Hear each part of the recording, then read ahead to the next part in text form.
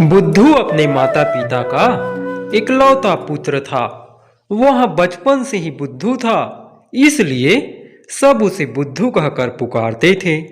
बुद्धू का कोई मजाक उड़ाता तो वह भी उसे अपनी प्रशंसा लगती। बुद्धू के माता पिता उसके भविष्य को लेकर बहुत चिंतित रहते। बुद्धू जैसे जैसे बड़ा हुआ वैसे वैसे वह और अधिक बुद्धू होता गया।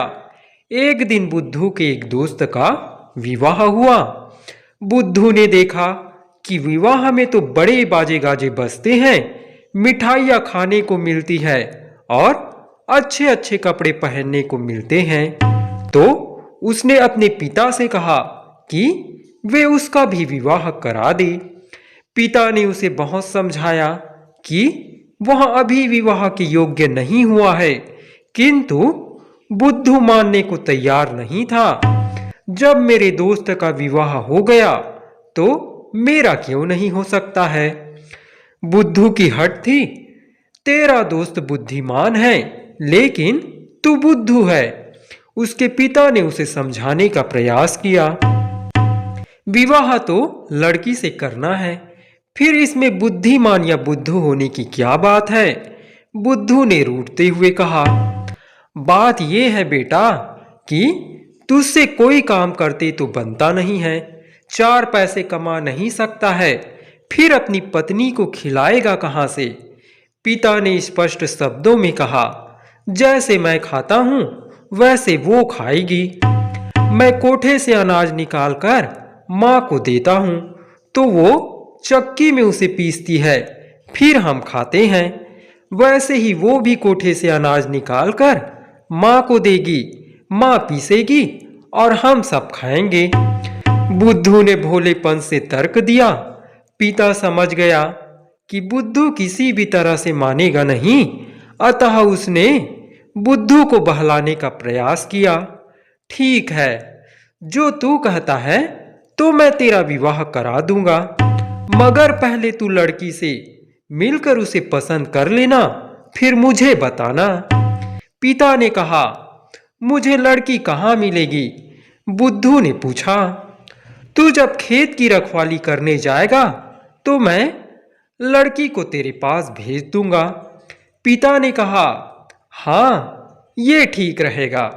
बुद्धू खुश होकर बोला। बुद्धू के पिता ने बुद्धू से कह तो दिया कि वह खेत में लड़की भेज देगा, लेकिन अब वह लड़की भेजे कहां से। समूचे गांव में एक भी लड़की ऐसी नहीं थी जो बुद्धू से मिलने को भी तैयार होती। बुद्धू के पिता ने बहुत सोच विचार किया और अंततः वह कुम्हार के पास पहुंचा। मुझे एक मिट्टी की लड़की चाहिए, बिल्कुल असली, जैसी कद काठी वाली। बुद्धू के पिता ने कुम्हार से कहा। कुम्हार ने असली लड़की जैसी मिट्टी की एक मूर्ति बना दी। बुद्धू के पिता ने लड़की की मूर्ति ले जाकर खेत में बने मचान पर रख दिया। रात को खेत की रखवाली करने के लिए जब बुद्धू मचान पर पहुंचा तो वहीं बहुत अंधेरा था। वह रात भर मचान पर चढ़कर खेत की रखवाली करता रहा, किंतु उसे लड़की की मूर्ति दिखाई नहीं दी। भोर होने पर वह मचान से उतरा और घर आया। आते ही अपने पिता पर बिगड़ने लगा। आपने कहा था कि आप खेत में किसी लड़की को भेजेंगे ताकि मैं उसे देखकर पसंद कर सकूं, मगर आपने नहीं भेजी। आप झूठे हैं। नहीं रे बुद्धू, मैं झूठा नहीं हूं। मैं स्वयं एक लड़की को मचान पर बिठाकर आया था। क्या तुमने उससे बात भी नहीं की? बुद्धू के पिता ने कहा। हे, वहां तो कोई लड़की नहीं थी। बुद्धू चकित होकर बोला, अरे वाह, कैसे नहीं थी? मैं उसे स्वयं वहां बिठाकर आया हूं। बुद्धू के पिता ने झूठ बोलते हुए कहा। ऐसा है तो मैं अभी खेत में जाता हूं, उससे मिलकर आऊंगा। बुद्धू ने कहा और खेत जाने को उद्यत हो उठा। ठीक है, जाओ, लेकिन एक बात का ध्यान रखना कि यदि तुम उससे किसी भी प्रकार का हट करोगे तो वह तुमसे रूठ जाएगी और तुम्हारे लिए वह मिट्टी की हो जाएगी। बुद्धू के पिता ने बुद्धू को आगाह किया। बुद्धू का पिता जानता था कि जब लड़की की मूर्ति बुद्धू के प्रश्नों का उत्तर नहीं देगी तो बुद्धू हट करेगा और उसे लगेगा कि उसके हट करने के कारण लड़की मिट्टी की हो गई है। बुद्धू दौड़ा दौड़ा खेत पर पहुंचा। उसी समय पड़ोस के खेत वाले ने अपने खेत से जंगली सुअर को भगाया। जंगली सुअर उसी ओर भागा जिधर बुद्धू के खेत का मचान था। इधर बुद्धू भी अपने खेत की मचान की ओर आ रहा था। सुअर बुद्धू को अपनी ओर आता देखकर हड़बड़ा कर पलटा और मचान से टकरा कर भागा। सुअर के टकराने से बांस बल्ली की बनी मचान हिल गई और उस पर रखी लड़की की मूर्ति नीचे गिरकर टूट गई। जब बुद्धू ने मचान पर चढ़कर देखा तो उसे लड़की नहीं मिली। बुद्धू तो था बुद्धू। उसने समझा कि सुअर उसकी होने वाली पत्नी को लेकर भाग रहा है। बस फिर क्या था, बुद्धू सुअर के पीछे दौड़ा। आगे आगे जंगली सुअर और पीछे पीछे बुद्धू। दोनों भागते भागते घने जंगल में जा पहुंचे। सुअर को तो जंगल का चप्पा चप्पा पता था, इसलिए वहां पलक झपकते ही किसी झुरमुट में गायब हो गया। मगर बुद्धू जंगल में भटक गया। बहुत देर तक भटकने के बाद बुद्धू जंगल के पार एक दूसरे गांव जा पहुंचा। गांव के बाहर एक कुआं था। उस कुएं पर गांव की लड़कियां पानी भर रही थी। बुद्धू ने उन लड़कियों को ध्यान से देखा। उनमें से एक लड़की बुद्धू को भा गई। बुद्धू को लगा कि यही वहां लड़की है जिसको सुअर भगा लाया है। बुद्धू ने आओ देखा न ताओ लड़की का हाथ पकड़कर अपने साथ ले जाने को उद्यत हो उठा। पानी भरने आई लड़कियों में चीख पुकार मच गई। वहां लड़की भी सहायता के लिए पुकारने लगी, जिसका हाथ बुद्धू ने पकड़ रखा था। लड़कियों की चीख पुकार सुनकर गांव वाले वहां आ गए। उनमें उस लड़की के माता पिता भी थे। तुमने मेरी बेटी का हाथ क्यों पकड़ रखा है?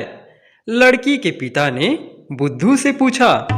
ये मेरी होने वाली पत्नी है, मैं इसे अपने साथ ले जाने आया हूं। बुद्धू ने कहा। किसने कहा कि ये तुम्हारी होने वाली पत्नी है? लड़की के पिता ने पूछा। मेरे पिता ने, बुद्धू ने उत्तर दिया। यदि ऐसा है तो तुम्हारी होने वाली पत्नी को लेने के लिए तुम्हारे साथ तुम्हारे पिता को भी आना चाहिए। वे क्यों नहीं आए? तुम अकेले क्यों आए? लड़की के पिता ने पूछा। मैं तो इसका पीछा करते करते यहाँ आ गया। इसे तो सुअर भगा लाया था, लेकिन अब ये चिंता ना करे, मैं इसे अपने साथ ले जाऊंगा। बुद्धू ने कहा।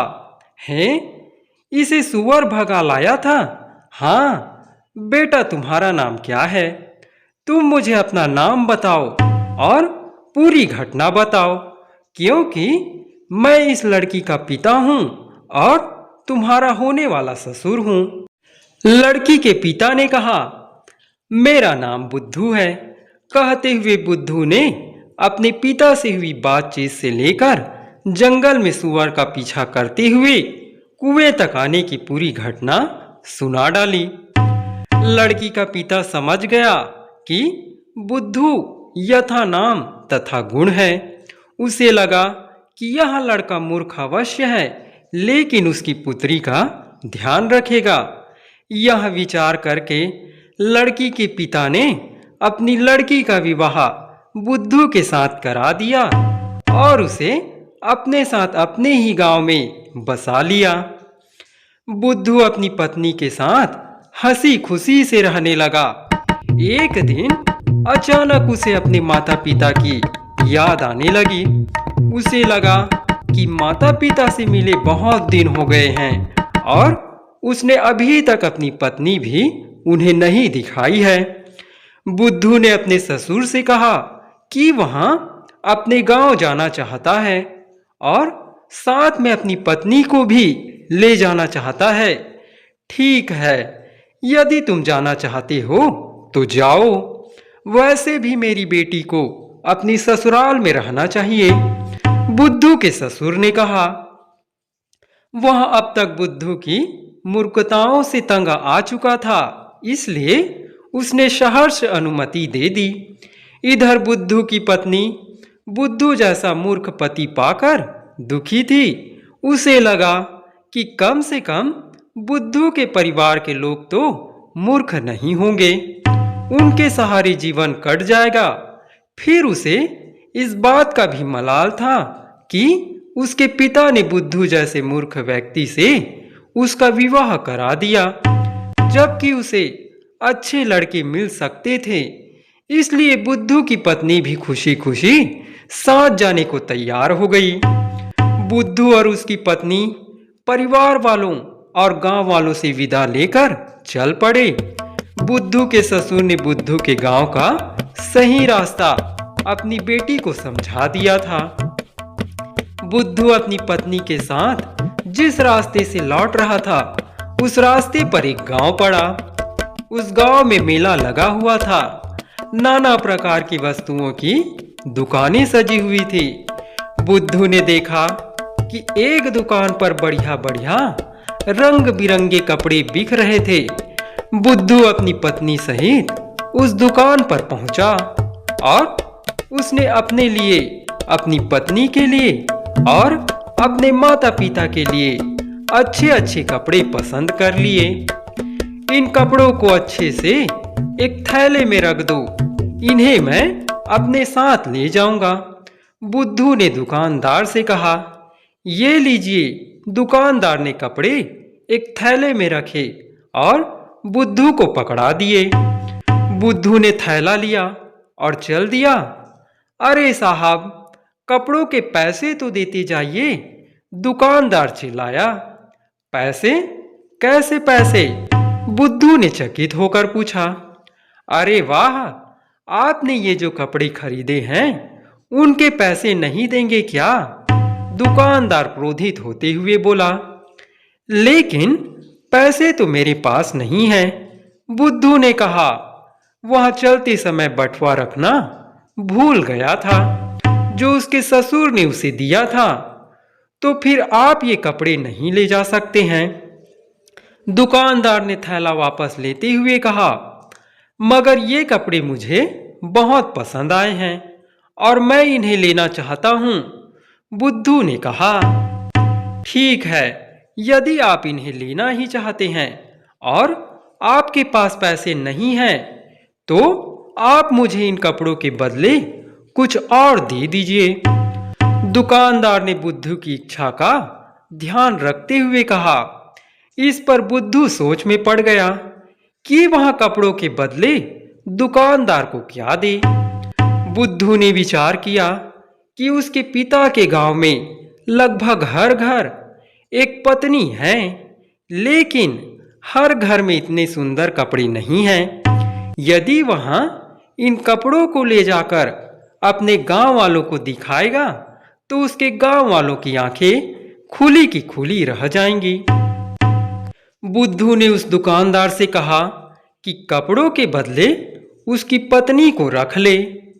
दुकानदार बुद्धू की बात सुनकर पहले तो चकित रह गया, फिर वह समझ गया कि यह व्यक्ति सचमुच मूर्ख है। उसने देखा कि उसकी पत्नी सुंदर और सुशील है, अतः वह बुद्धू की पत्नी के बदले कपड़े देने को तैयार हो गया। जब बुद्धू की पत्नी को इस बात का पता चला तो उसने भी यही सोचकर संतोष कर लिया कि ऐसे व्यक्ति के साथ जीवन व्यतीत करने से तो अच्छा है कि उससे अलग हो जाया जाए। उसे पास ही अपने गांव का एक आदमी दिखाई दिया। बुद्धू की पत्नी ने उस आदमी को अपनी व्यथा कथा सुनाई।